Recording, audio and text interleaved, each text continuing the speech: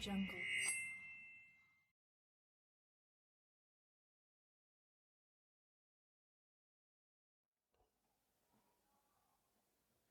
Alhamdulillahi Rabbil Alamin. Wabihi nasta'inuhu ala umuri dunya wad din. Wa ashhadu an la ilaha illallah wahdah la syarika lah. Wa ashhadu anna Muhammadan abduhu wa rasuluh la nabiyya ba'dah amma ba'd. Falaqad qala Allahu azza wa jalla fi Qur'anihil karim. A'udzu billahi minasy syaithanir rajim. Rabbi habli minas salihin. Fabashsharnahu bighulamin halim. Falamma balagha ma'hu as-sa'ya qala ya bunayya inni ara fil manami anni adbahuk fanzur madza tara. Qala ya abati if'al ma tu'maru satajiduni insyaallahu minas sabirin. Falamma aslama wa tallahu lil jabin wa nadainahu ayya Ibrahim qad saddaqtar ru'ya inna kadzalika nazzil muhsinin. Duyufur Rahman, tamu-tamu Allah, semoga senantiasa dalam ridho dan perlindungan Allah Subhanahu wa taala. Ayat yang saya bacakan dalam surah 37, surah As-Saffat, mulai dari ayat ke-100. Rabbi habli minas solihin. Kalau hadirin jamaah Idul Adha semua pernah berdoa seperti itu, atau sering berdoa seperti itu. Rabbi habli minas solihin. Ya Allah, anugerahi aku anak yang soleh. Maka sesungguhnya itu adalah doa berpuluh-puluh tahun Nabi Ibrahim alaihissalam. Bukan sekali, dua kali. Mungkin ratusan atau ribuan kali Nabi Ibrahim memohon terus kepada Allah Subhanahu wa taala, Rabbi habli minas solihin. Ya Allah, anugerahi aku anak yang soleh.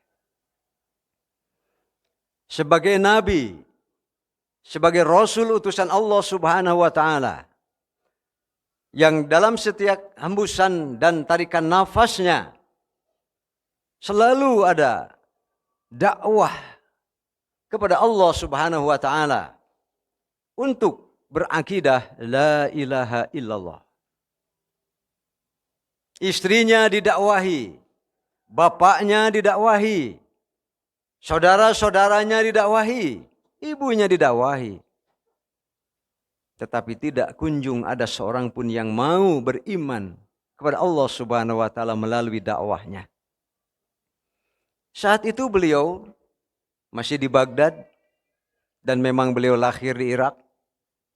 Nabi Ibrahim alaihissalam hanya satu saja yang beriman, yaitu istrinya sendiri, Siti Sarah alaihissalam. Sedemikian lama berumah tangga, setahun, 2 tahun, 3 tahun, dalam perjalanan dakwah tidak pernah memutuskan harapan. Rabbi habli minas solihin. Ya Allah, anugerahi aku anak yang soleh. Setiap ulama senang murid-muridnya jadi ustadz dan jadi ulama.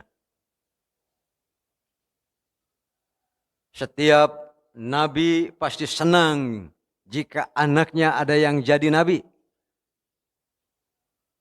Begitu pula Nabi Ibrahim. Ia senang yang lain-lain mengikutinya untuk berakidah la ilaha illallah.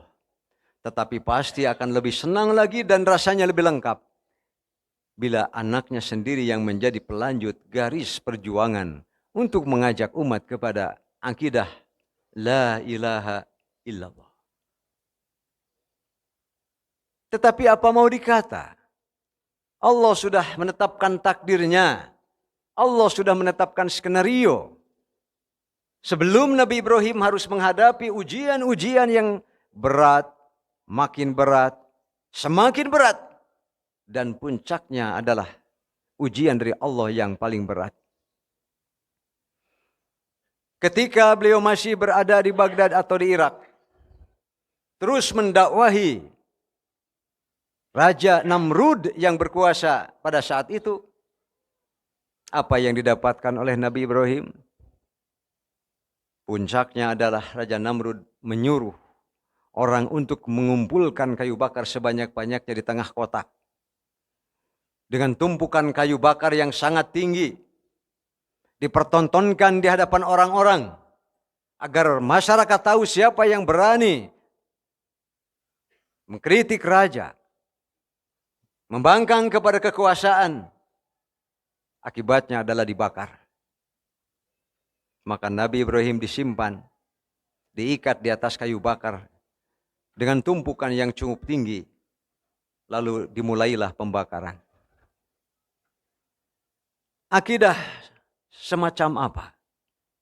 Ujian semacam apa dari Allah Subhanahu wa taala? Dan hendak dijadikan apakah Nabi Ibrahim alaihissalam ini?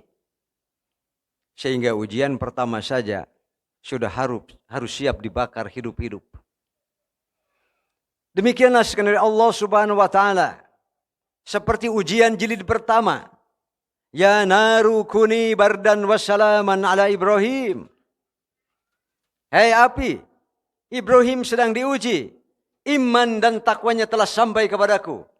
Jadilah kau api, dingin, dan tidak membakar serta selamat Nabi Ibrahim alaihissalam. Lolos Nabi Ibrahim dari ujian pertama. Apa yang tidak beliau hentikan? Mengajak orang untuk berakidah la ilaha illallah. Dan doanya yang tidak pernah diputuskan. Rabbi habli minas solihin. Ya Allah, anugerahi saya anak yang soleh. Dikarenakan dakwah tidak berkembang seperti yang diharapkannya. Akhirnya Nabi Ibrahim memutuskan untuk berhijrah mengajak istrinya. Dan keponakannya. Anak dari kakak tertuanya. Yaitu Lut. Yang saat itu belum menjadi nabi dan rasul. Dibawalah perjalanan jauh. Tidak kurang dari 1.500 km menuju arah barat. Menuju satu kota yang saat itu sudah hidup. Ekonominya sudah baik. Hubungan sosialnya sudah berkembang. Datanglah ke tempat itu. Yang saat itu kota tersebut dikenal dengan kota Alia. Yang sekarang lebih dikenal dengan kota Palestina. Mulailah Ibrahim melanjutkan dakwahnya. Terus mengajak orang untuk berakidah la ilaha illallah. Ternyata Allah berkehendak. Satu demi satu, seorang demi perseorang. Makin banyak. Manusia yang menjadi jamaah Nabi Ibrahim alaihissalam. Disitulah Lut diutus jadi nabi dan rasul oleh Allah Subhanahu wa taala. Sehingga perjuangan dakwah sekarang menjadi lebih kuat. Bahu-membahu antara paman dan keponakan untuk sama-sama mengajak orang-orang berakidah la ilaha illallah. Makin banyak jamaah, makin banyak umat Nabi Ibrahim alaihissalam. Selesai ujian jilid pertama, datang ujian jilid kedua. Dibakar hidup-hidup. Ternyata Nabi Ibrahim tidak mengurungkan niatnya untuk tetap berakidah la ilaha illallah dan untuk mengajak orang berakidah la ilaha illallah. Apa ujian yang kedua? Ternyata saat itu Allah mengirim al-waba'us sauda, wabah hitam. Yang terkenal amat sangat ganas. Dengan virus dan wabah yang luar biasa. Bukan saja pohon-pohon yang mati. Binatang-binatang pada tumbang. Bahkan manusia pun pada mati. Demikian pula jamaah dan umat Nabi Ibrahim alaihissalam. Bahkan hampir habis. Makanya datang tugas lain dari Allah Subhanahu wa taala. Ibrahim, tinggalkan Alia. Pergilah ke satu negeri. Melintasi benua. Dari Asia menuju ke Afrika. Akhirnya Nabi Ibrahim terus berjalan. Rombongan dibagi dua. Nabi Ibrahim beserta istrinya Siti Sarah. Yang tentu saja usianya terus makin bertambah. Nabi Lut yang sudah jadi Nabi dan Rasul dititipi umat oleh Nabi Ibrahim alaihissalam untuk menuju satu tempat yang terletak antara Syria dan Yordania yang kita mengenalnya dengan kota Sodom. Hadirin ikhwatul iman. Selesaikah ujian Nabi Ibrahim alaihissalam? Tidak. Sampai di Mesir, belum juga sampai ke tempat pusat kota tempat tujuan Nabi Ibrahim alaihissalam. Rupanya berita sudah beredar dan sampailah ke telinga penguasa saat itu. Qad dakhala ila baladina, sudah masuk ke negeri kita. Rajulun, seseorang, Ibrahim, namanya Ibrahim. Wa mar'atun, dan ada seorang perempuan, jamilah, cantik luar biasa, yang tercantik di dunia ini, telah masuk ke kota kita. Dipanggillah Ibrahim oleh penguasa beserta Siti Sarah. Lalu ditanyalah Ibrahim, man hadhihi ya Ibrahim, siapa ini? Qala, Ibrahim menjawab, hadhihi ukhti, ini adalah adik perempuanku. Itu adalah salah satu cara Nabi Ibrahim usaha untuk menyelamatkan dirinya dan menyelamatkan Siti Sarah yang sebenarnya adalah istrinya. Begitulah Nabi Ibrahim dilepaskan, tetapi Siti Sarah ditahan di dalam istana.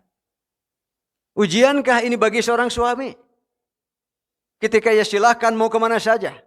Tetapi istrinya yang paling dicintainya, yang sangat disayanginya, ditahan di tengah istana. Di hadapan raja yang mata keranjang.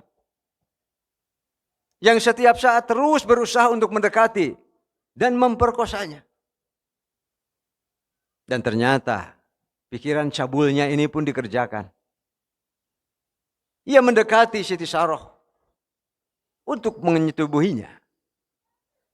Ketika setiap kali si raja penguasa itu akan mendekatinya, fatawaddo'at wa tusalli wa tad'ullah. Ia selalu berlari, ia berusaha berwudu.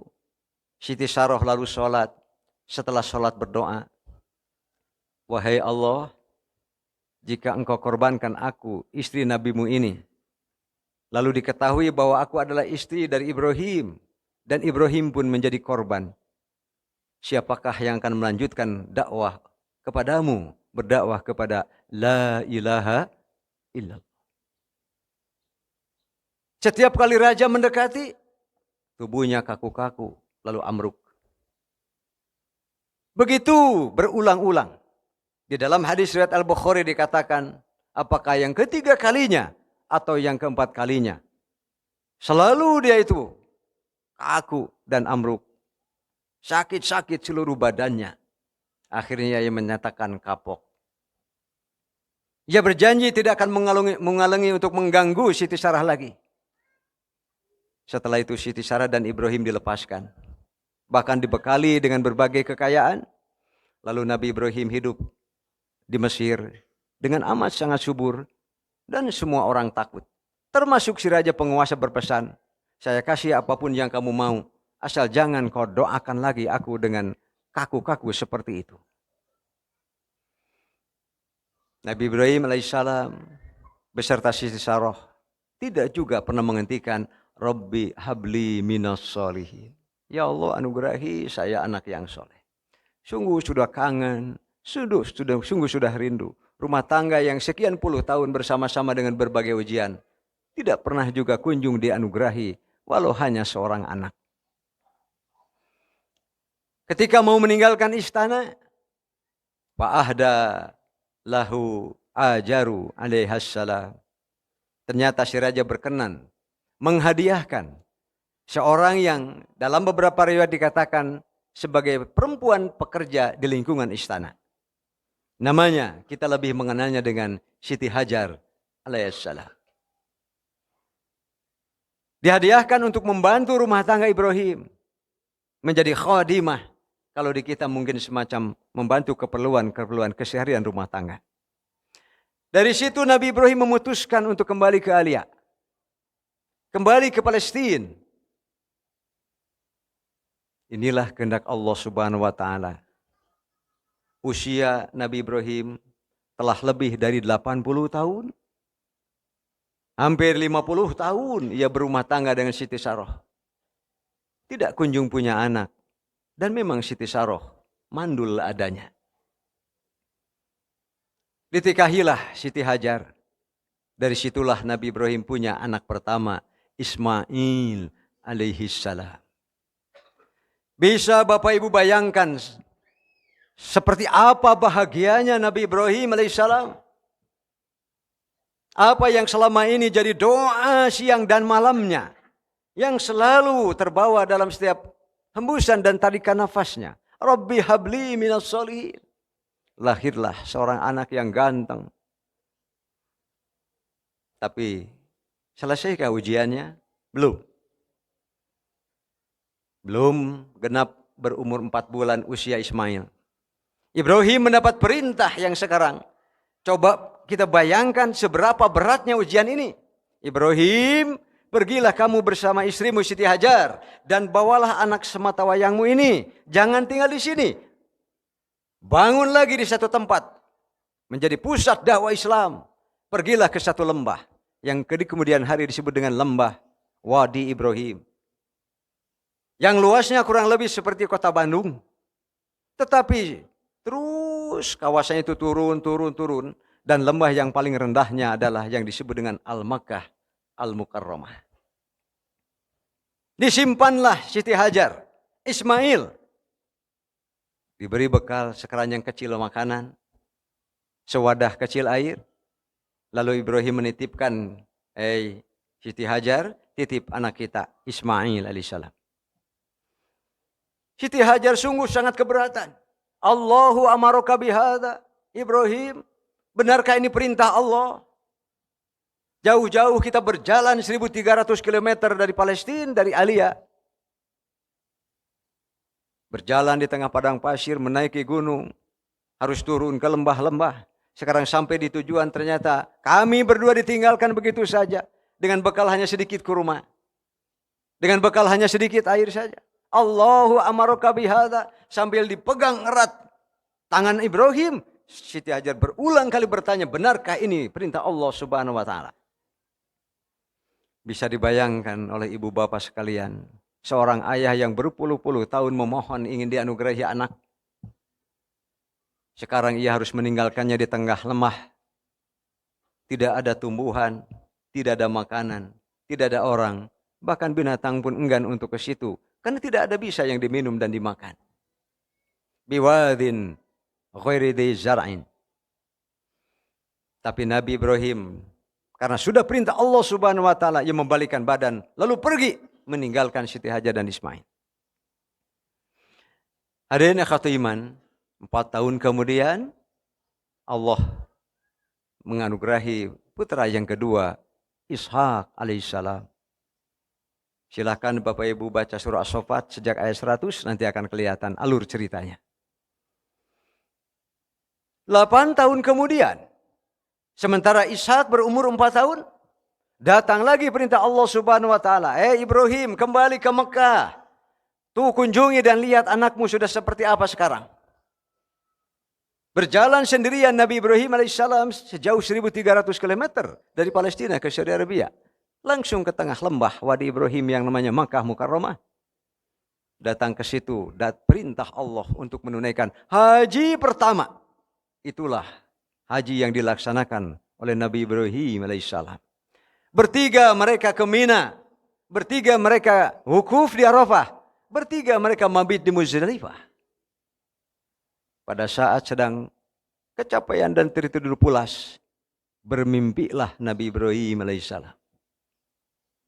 Pada ayat yang saya bacakan, falamma balagha ma'ahu sa'ya, ketika usia Ismail 8 tahun ditinggalkan, Ismail sudah bisa diajak bicara, sudah diajak bisa bantu-bantu.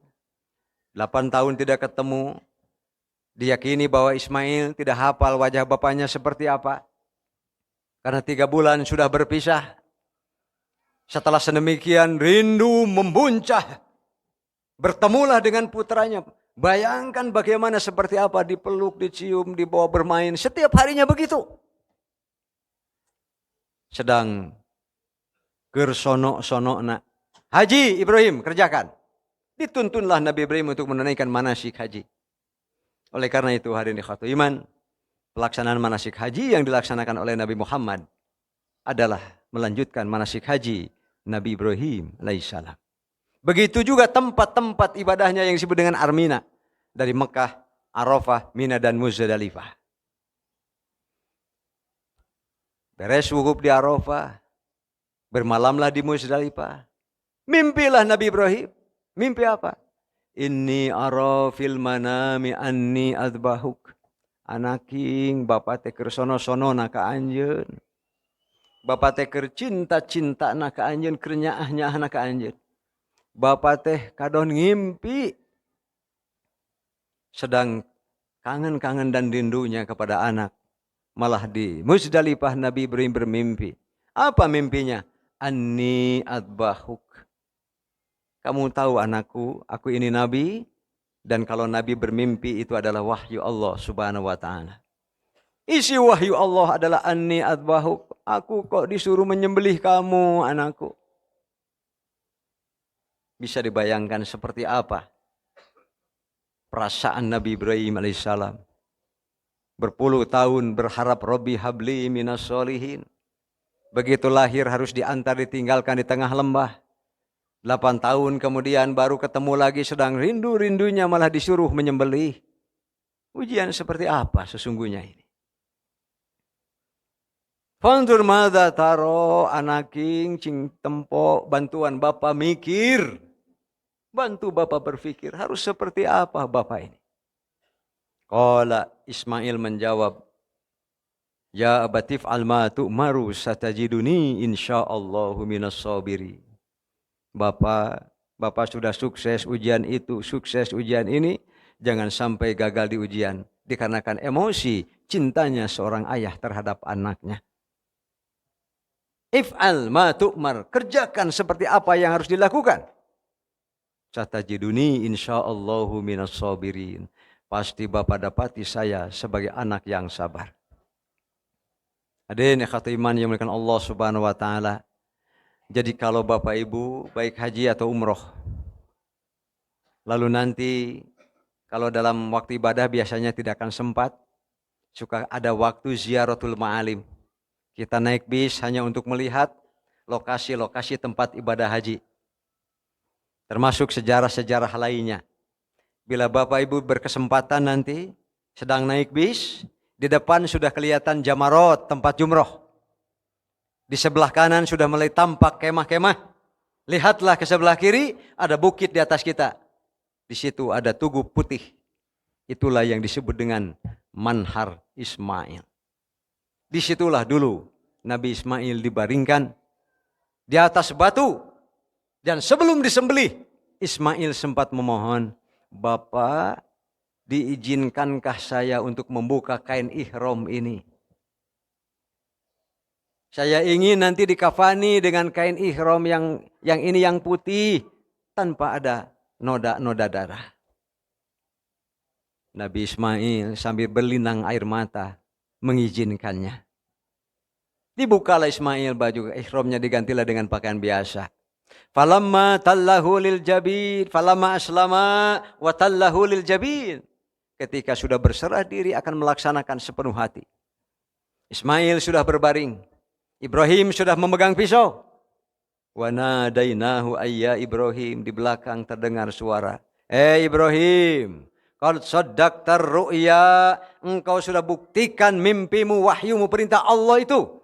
Engkau serius dan tidak main-main dalam beragama. Kadzalika najzil muhsinin, begitu Allah akan membalas siapapun yang baik kepada Allah Subhanahu wa taala. Wa fadainahu bidzibhin azim. Kambing kurbannya anak Adam yang bernama Habil yang diterima Allah Subhanahu wa taala. Yang hilang dimakan api saat itu zaman Nabi Adam muncul lagi di situ dan menjadi pengganti kurban Nabi Ibrahim untuk asalnya menyembelih Ismail alaihissalam. Maka kambing itu pun disembelih. Sukses Nabi Ibrahim menghadapi ujian yang terberat. Hadirin ikhwati iman, di Mina itulah saat Rasulullah SAW menunaikan haji beliau pertama dan terakhir sehingga disebut haji wada. Beliau menyampaikan kepada umatnya, berulang kali bertanya, hal ballagtukum risalata rabbina. Sudahkah aku sampaikan kepada kalian amanah Allah, Al-Quran dan As-Sunnah? Lalu para sahabat menjawab, na'am ya Rasulullah. Diulangi lagi pertanyaan yang sama. Hal ballagtukum risalata rabbina. Sudahkah aku sampaikan kepada kalian risalah Allah, amanah Allah, wahyu, Al-Quran dan As-Sunnah? 3 kali sahabat ditanya. Beliau mengacungkan telunjuknya. Allahumma syhad. Allahumma syhad. Saat itu Rasulullah berpamitan kepada umat beliau untuk kembali kepada Allah Subhanahu wa taala. Di Mina itu berulang kali Rasulullah SAW menyampaikan bahwa aku ini manusia biasa yang telah lewat seperti rasul-rasul yang lainnya. Dan kata-kata terakhirnya itu adalah amanah bagi umat beliau termasuk kita semua. Ad-dinu muyassarun. Wahai umatku, beragamalah dengan benar. Senantiasalah dalam iman dan takwa kepada Allah Subhanahu wa taala. Istiqomahlah dalam kesalehan. Agama kalian ini sudah amat sangat digampangkan dan diringankan. Maka bila satu ketika kita merasa berat untuk menunaikan agama Allah Subhanahu wa taala, ketahuilah tidak terasa berat kecuali datang dari syahwat diri kita sendiri. Ujian Nabi Ibrahim seperti itu, disuruh menyembelih anak dan kita hanya perlu bersedekah. Memang bentuknya hanya kambing, sapi, unta atau kerbau. Tetapi hakikatnya di situ ada akidah la ilaha illallah. Ada ibadah syariah yang namanya seperti apa penyembelihan yang benar. Dan juga ada ibadah sosial. Supaya apa yang menjadi bagian dari rezeki amanah Allah terdistribusikan. Dinikmati juga oleh ikhwan-ikhwan kita. Oleh karena itu hadirin ikhwati iman, selamat bagi yang telah terdaftar sebagai mudhohi yang akan berkurban pada tahun ini. Dan bagi yang tidak berkurban lalu tidak kebagian, jangan sedih. Semoga tahun depan menjadi orang yang mampu berkurban. Demikian hadirin ikhwati iman. Semoga hadirin berkeluarga dengan rumah tangga di dalamnya ada anak-anak yang soleh. Yang melanjutkan kesolehan ibu bapak semua. Semoga ibu bapak senantiasa dalam perlindungan Allah Subhanahu wa taala. Juga sehat walafiat. Terutama Bapak Ibu tentu sering berdoa yang baik-baik. Semoga pada saat berdoa diijabah oleh Allah Subhanahu wa taala. Demikian yang dapat saya sampaikan. Tetaplah istiqomah dalam keimanan dan kesalehan Bapak Ibu semua. Semoga Allah senantiasa melindungi kita dalam beragama Allah Subhanahu wa taala. Bapak Ibu semoga semuanya sehat. Kembali ke tempat masing-masing. Kembali kepada keluarga masing-masing. Titip salam dari saya bagi semuanya. Semoga istiqomah dalam kesolehan. Aqulu qouli hadza wa astaghfirullah li wa lakum wal afu minkum. Rabbana ighfirli wa liwalidayya walil mu'minina yauma yaqumul hisab. Rabbana atina fid dunya hasanah wa fil akhirati hasanah wa qina azabannar. Wassalamualaikum warahmatullahi wabarakatuh.